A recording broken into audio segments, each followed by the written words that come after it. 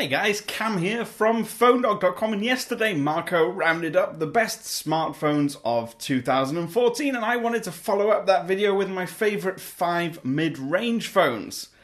Now, if 2014 has been the year of anything, it's been the year of well-spec'd, great-performing, good-looking handsets that don't cost very much money. And that's mostly thanks to the ever-impressive Snapdragon 400 series quad-core processor. So without further ado, these are my top 5 mid-range phones.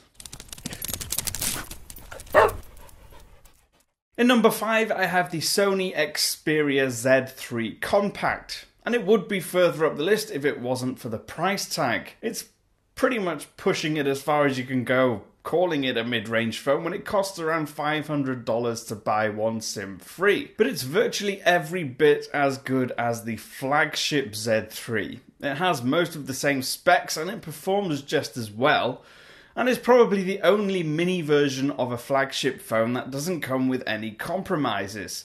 And that's why it's on my list of mid-range phones to buy, even if it is quite an expensive model. It's got a great battery life, a brilliant camera, a fantastic display, and it's got the waterproof and dustproof properties of the Z3. It's really hard to fault anything, apart from the price. In 4th place is what is undoubtedly my favourite Windows phone ever released. The Lumia 830 was announced just a couple of months ago, and it brings with it the same sort of design and the qualities of the Lumia 930, but it costs less and it's slimmer. It's sturdy and thin, has a good camera. What's more, its battery is removable and it has wireless charging and expandable memory. It also runs the latest and greatest version of Windows Phone. SIM-free, you're looking at about $400 if you want to pick one of these up, but it's worth every cent. And perhaps again it would be higher up the list if it didn't cost quite as much. But I would not hesitate to buy one of these if you're looking for a Windows phone. Then the Lumia 830 really is the one to buy right now. 3rd on the list is the Motorola Moto G. It has a 5-inch HD display, it runs Android 5.0 Lollipop, and it feels great in hand. It's almost impossible to believe that you can pick one of these up for under $200, which makes it undoubtedly the best value for money handset on the market right now, because the specs are impressive. The only real downside is the lack of LTE connectivity, and perhaps the lack of expandable storage as well. But its modern design, its ergonomics, its stereo speakers, and the fact that it runs the latest version of Android easily make up for that. In 2nd place is perhaps my biggest surprise of the year, the HTC Desire 816. It's the only phablet on the list. It's got a big display, a nice big bold design. Prices range on Amazon between about $200 and $300 to buy it SIM-free, off contract and unlocked. And yes, the build quality might not be the best of any phone, but when you have it in hand it does feel fantastic, or should I say in 2 hands, because it is a rather large device.